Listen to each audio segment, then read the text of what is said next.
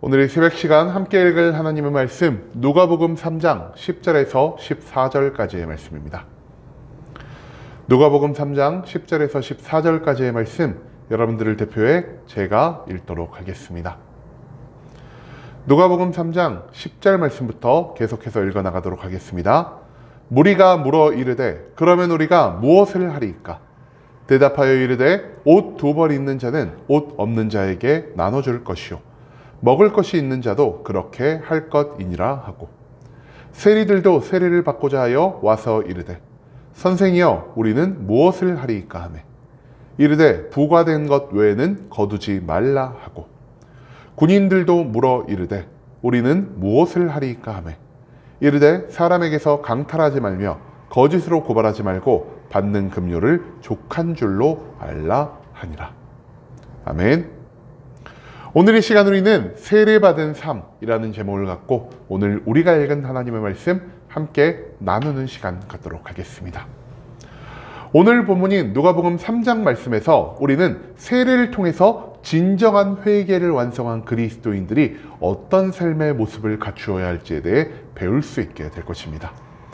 그렇다면 회개를 통해 변화된 천국 백성들은 과연 이 땅 가운데에서 어떤 삶의 모습을 보여야 하는지 오늘 본문 말씀을 통해서 우리가 이것을 함께 알아보는 시간 갖도록 하겠습니다. 세례 요한이 요단강에서 세례를 베푼다는 소식이 들렸을 때 그 장소로 많은 유대인들이 찾아오게 됩니다. 처음 몇몇은요, 진심으로 회개하고 변화된 삶을 통해 하나님의 구원을 추구하는 모습을 보였지만 이 소문이 점차 퍼지기 시작하자 많은 무리가 마치 유행이라도 편승하듯 이 요단강을 찾아 세례 요한에게 세례를 받고자 했다라는 것이죠. 여러분, 세례는 무엇을 얻기 위함이었습니까? 죄를 회개하고 하나님이 원하시는 삶의 변화됨을 추구함으로 이 땅에서 천국 백성의 모습을 보이며 사람들에게 거룩과 사랑을 나타내게 하기 위함이 바로 이 세례의 목적이었다는 것입니다. 즉 세례에는요 반드시 참된 회개와 변화된 삶이 동반되어져야 한다는 사실을 우리는 기억할 필요가 있다는 것이죠. 하지만 단순히 유행에 편승하기 위해 아니면은 모든 사람들이 하니까 나도 해야만 할 것 같으니 불안감을 없애기 위해서 세례를 받으러 나온 무리들에게 세례 요한은 오늘 본문 말씀에서 어떤 말을 외치고 있습니까? 세례 요한은요 회개가 아닌 다른 목적을 가지고 이 자리로 나온 모든 사람들에게 이렇게 외칩니다. 독사의 자식들아 라고 말입니다. 여러분, 이 독사의 자식이라는 표현은 무엇을 의미하는 것일까요? 단순히 요한 안에 있는 이 분노를 표출하기 위한 욕에 불과한 것이었을까요? 그것이 아니었다라는 것입니다. 여러분, 독사, 곧 뱀은요 태초에 아담과 여자를 유혹해서 선악과의 죄악을 범하게 하고 그들을 사망과 멸망으로 이끈 존재라 할 수 있겠습니다. 또한 뱀으로 인해서 죄의 자녀가 된 인간들은 하나님 앞에서 어떤 모습을 보입니까? 하나님의 시선을 피해 숲을 사이에 몸을 숨기고요 하나님을 속이고 하나님에게 우리의 죄를 숨기며 내가 감당해야 할 심판을 피하려 하는 이 어리석은 모습을 보였다라는 것입니다. 즉 독사의 자식이라는 표현은 이것을 의미합니다. 지금 이 자리에 나온 너희가 하나님 앞에 진심으로 회개하기 위함이 아닌 하나님을 속여 심판을 피하기 위함이구나 라는 것을 말입니다. 여러분, 이처럼 참된 회개와 변화된 삶의 모습 없이 세례를 대하려는 자들에게 호통치는 이 분노하는 요한의 모습을 본 유대인들은요 그제야 자신들이 왜 이 자리에 나왔는지를 다시 한번 점검해 볼 수 있게 되었고요 그제야 온전한 마음으로 이 세례를 대하고자 하게 되었습니다. 그리고 그들은 회개를 통해 참된 구원을 얻기 위해서 그렇다면 우리가 어떤 삶을 살아야 할지를 요한에게 질문하기 시작했다는 것이죠. 이런 그들에게 요한은요 크게 세 가지를 요구하는 모습을 보입니다. 첫 번째로 일반인들에게는 무엇을 요구하고 있습니까? 너희에게 옷이 두 벌 있다면 한 벌은 너희 주변의 이웃들에게 나누어 줄 것이요 너희들에게 먹을 것이 남아 있다면 너희 이웃들에게 너희의 먹을 것을 나눠줄 것이다. 이런 말을 요한은 지금 세례를 받기 위해 몰려든 사람들에게 선포하고 있다는 것입니다. 여러분, 두 벌의 옷과 남는 음식은 무엇을 의미하는 것일까요? 이것은요, 지금 당장 나에게는 필요 없는 것, 나의 삶에 남는 곧 잉여물이라 할 수가 있겠습니다. 여러분, 그런데 우리는요, 잉여물, 나의 삶에 지금 당장은 필요 없지만 내가 가지고 있는 그것을 어떻게 하려 합니까? 이것을 보관하고 이것을 저장하려는 모습을 보이고 있습니다. 왜 우리는요, 이 잉여물들을 보관하고 저장하는 모습을 보일까요? 이것이 우리의 삶 가운데 나중에 무언가 부족해지는 일이 생길 때 그 저장해둔 것, 그 보관해둔 것을 꺼내어 나의 삶에 부족함이 없게 하기 위함이라는 것입니다. 여러분, 하지만 이런 생각을 가진 사람들에게 요한은 지금 무엇을 선포하고 있습니까?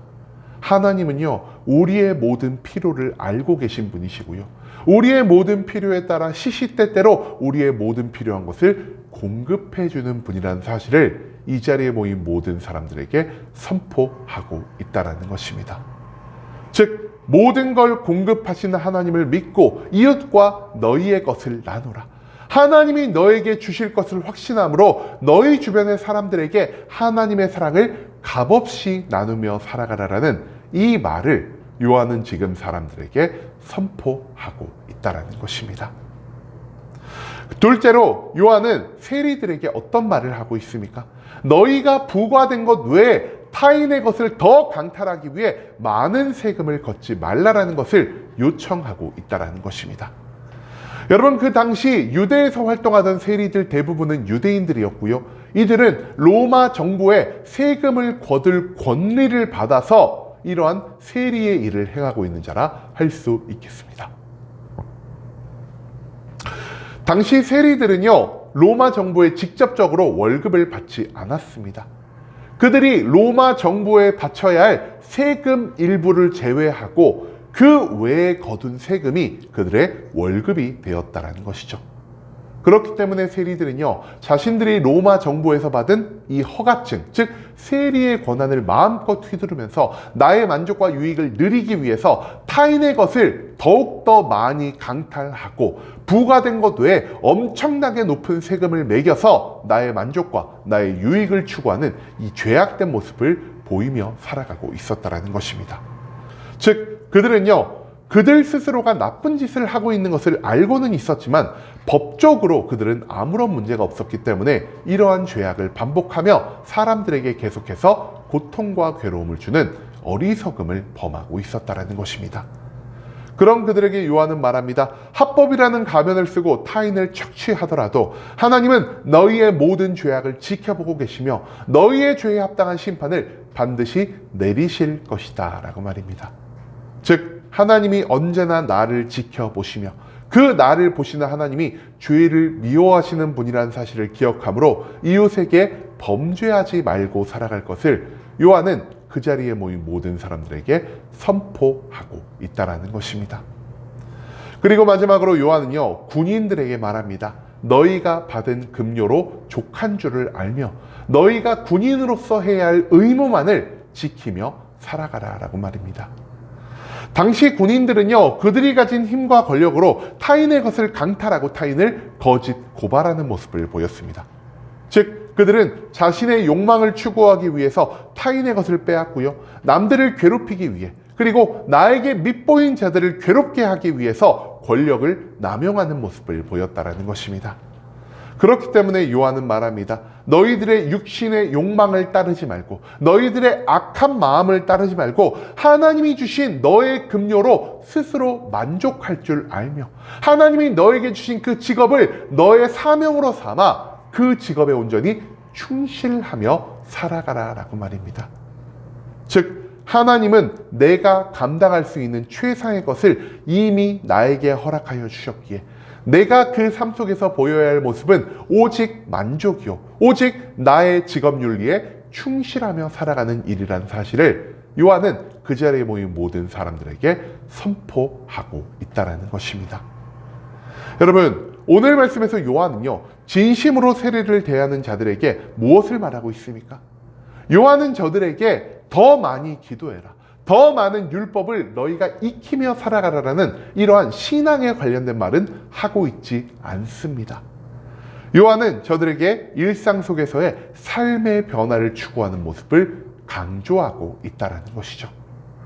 하나님 앞에서 내가 스스로 죄인이라는 사실을 깨닫고 세례를 통해 죄를 씻어 하나님 앞에 더욱더 가까이 나아가고자 하는 사람들은요, 굳이 요한이 말하지 않아도 기도와 말씀과 찬양으로 하나님 앞에 나아가는 이 신앙생활의 모습을 온전히 회복시킬 수가 있을 것입니다.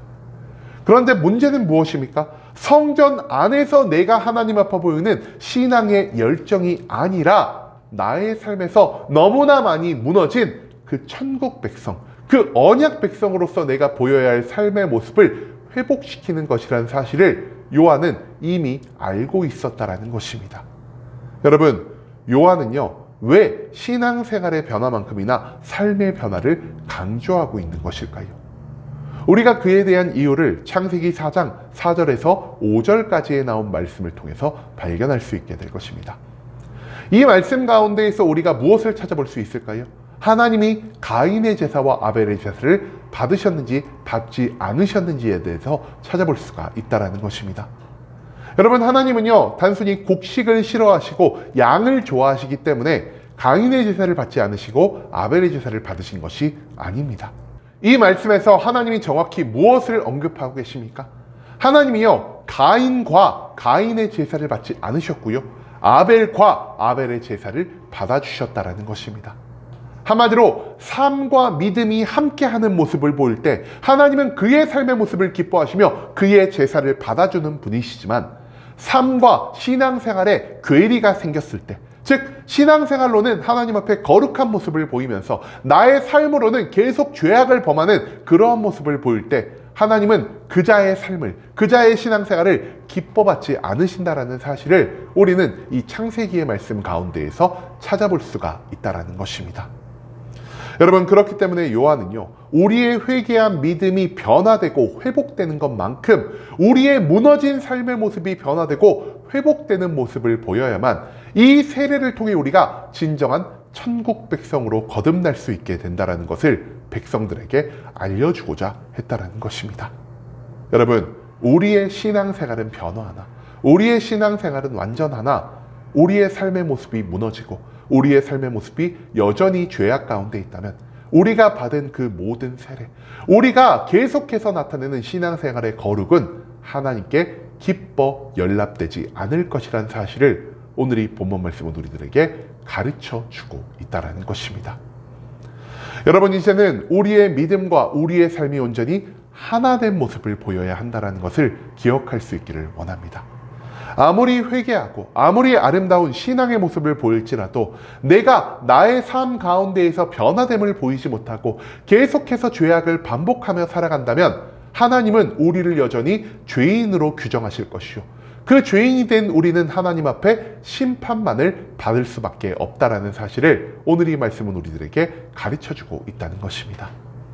공급하시는 하나님, 지켜보시는 하나님, 이미 우리의 삶에 가장 좋은 것을 주신 하나님을 확신하며 모든 죄와 모든 욕망에서 벗어나 이 땅 가운데 하나님의 거룩과 사랑을 온전히 증거하며 살아갈 수 있는 순복음 함께하는 교회 모든 성도님들이 될 수 있길 간절한 마음으로 소망하겠습니다.